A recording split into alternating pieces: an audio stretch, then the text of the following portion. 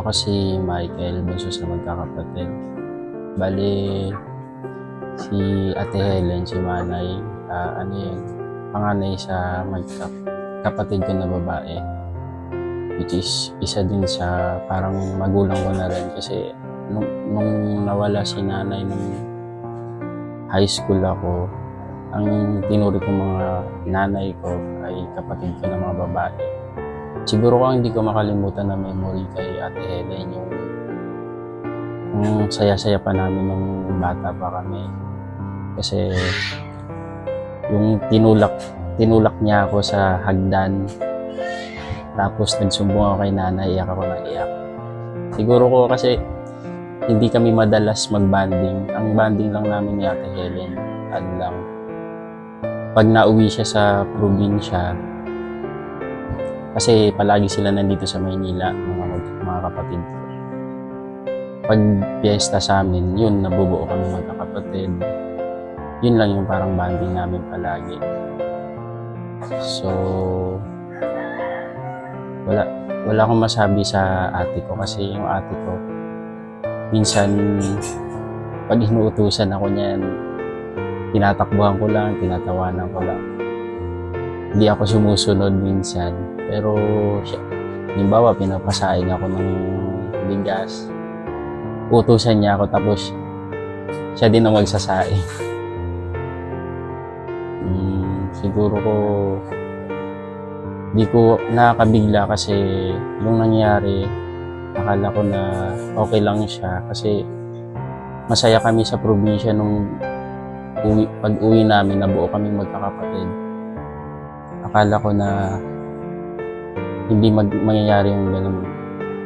Yun nga, na mamatay siya.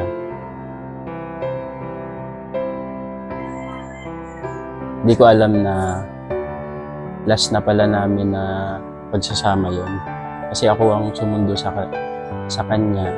Sabay kami bumalik dito sa Maynila. Pero nung time na yun, mahirap na yung masama na pakiramdam niya. Siguro ko will rin ni God na kunin na siya kasi sa mga pinagdaanan din siguro niya.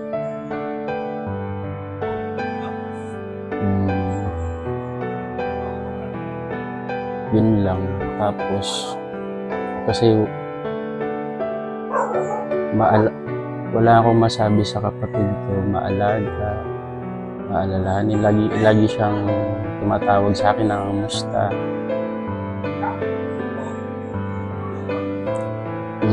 Yun na lang siguro. Thank you, Manay Helen, kasi dun ko na-realize na hindi ganun pala kadali ang buhay. Kahit napakahirap, pero at least alam ko na wala ka man, masaya ka na kung nasaan ka man. Kasama mo na si nanay. Thank you. Thank you. Yan lang. Ako po si Maylene, bunso sa 7 magkapat sa babae. Pasalamat ako kay Ate Helen bilang ate. Lagi siya andyan, nagmusta sa amin, nagpapaalala sa akin. Alam, kasakit yung nangyari kay Ate Helen. Kung gaano kasakit, hindi namin nakalain na nangyayari sa kanya. Ang saya-saya namin nung umuwi siya sa Samar.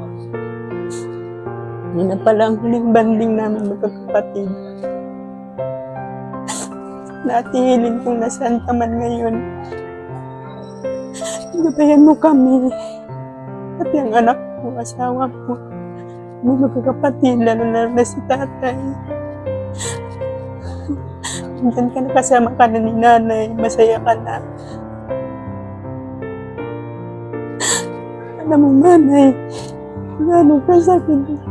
Hindi ka man lang nagsabi sa amin. Lahat sinasabi mo sa akin, ang mga nararamdaman mo, ngayon lang hindi mo sinabi sa akin. Na ganun na pala ang nangyayari sa'yo. Nanay, mahal na mahal ka namin. Dito lang kami para sa anak mo.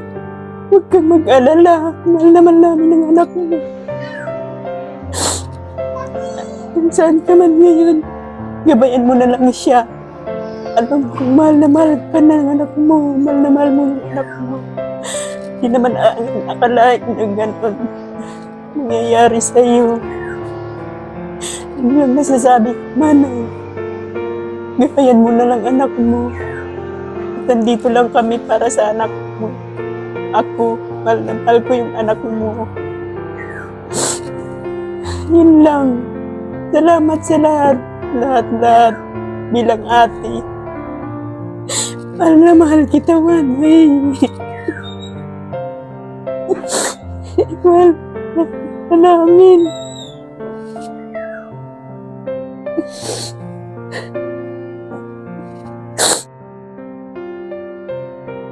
Ako si Angie, panglima sa magkakapatid. Ako yung sumunod kay Ate Helen. Sasabi ko lang sa kanya, napaka-masiyahin na tao, napaka-jolly na sobra. Minsan may pagkatahimik, pero siya yung napaka-matiisin. Salamat, Manay. Salamat sa lahat ng advice mo. Bilang ikaw na yung tumayong pinaka-nanay namin. Salamat sa lahat. Hindi ka namin makakalimutan. Gabayan mo na lang kami. Lalong-lalo na yung anak mo. Nakakabigla yung nangyari ito. Hindi namin ine-expect na huling banding na natin yun.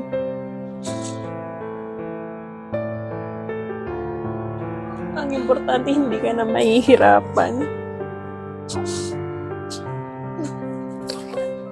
Hindi ka na magtitiis. Mahal na mahal ka namin, hindi ka namin makakalimutan.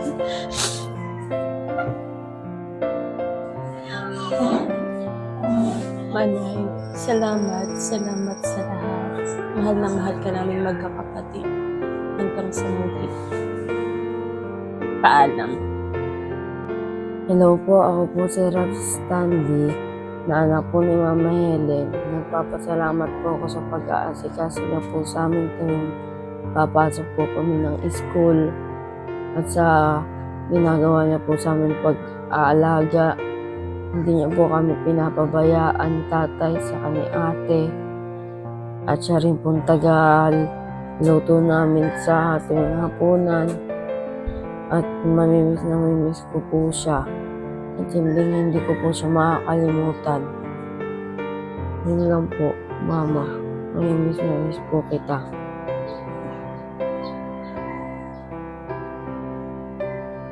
Ako po si Rene Regalado na asawa po ni Helen. Masasabi ko lang po sa memories namin. Napakabait po ng asawa. Hindi lahat po ng napakabait po niya pag sinabi ko po na gutom na ako. Hahayin siya. Yung pagmamahal na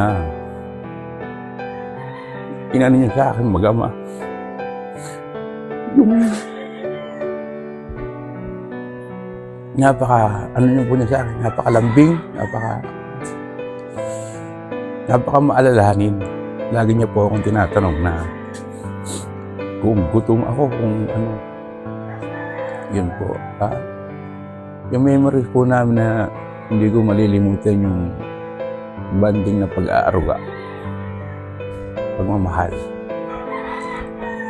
Yung ano po niya, masikaso sa lahat ng bagay. Kahit yung mga mag-anak ko, pag nagpunta rito, hindi mo na mister pang sasabihin na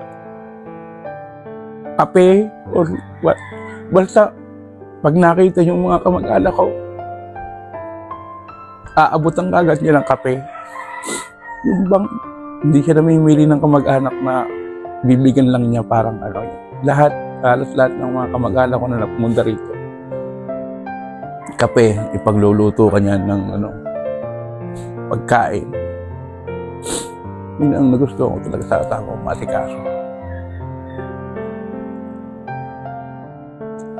Tapos, salamat sa asawa ko. Sa aking anak, Helen, at ako ang magiging ama at ina ng ating anak. Gagawin ko lahat ng paraan para mapunuan lahat yun. Mahal na mahal ko ang ating anak. At hindi ko siya pababayaan. Palalakayin ko siyang maayos at may takot sa Diyos.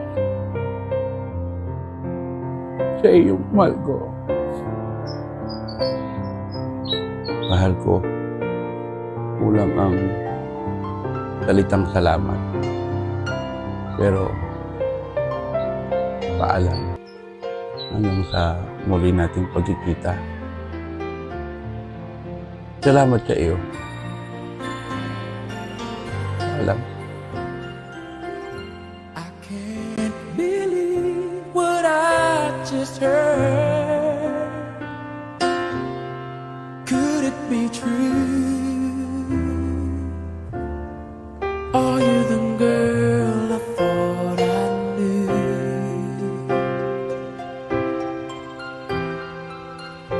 The one who promised me her love.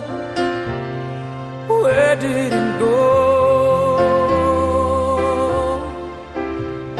Does anybody ever know? How do you heal a broken heart that feels like it will never be this much again? Oh no, I just can't let go. How do you heal a broken heart that feels like it will never love this much again? Oh no, tonight I'll hold what could be right. Tomorrow I'll pretend to let you go.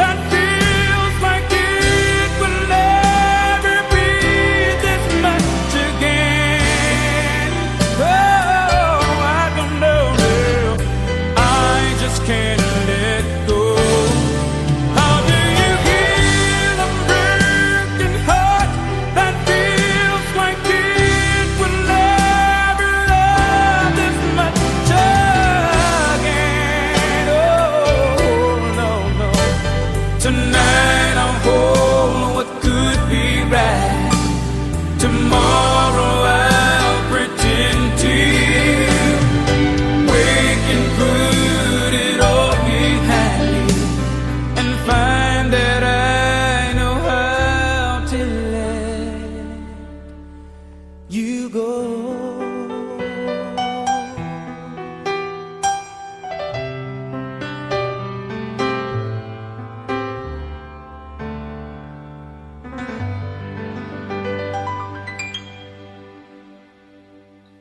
Paalam. Hanggang sa muli nating pagkikita. Salamat sa iyo.